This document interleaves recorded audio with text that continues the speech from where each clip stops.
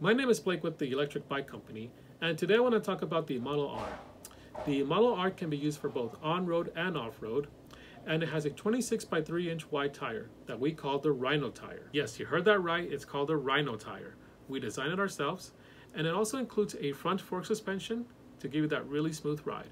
It's really made for that on-road and off-road experience. And a lot of people ask me, where is the battery located on the Model R?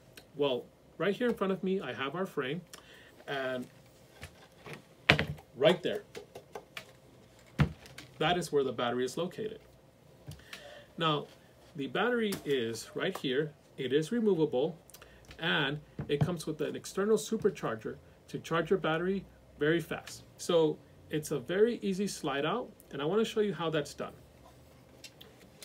So you just take your frame right here, and you just slide this in, okay?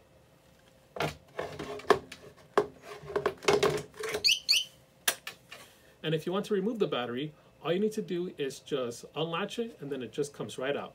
So let me do that.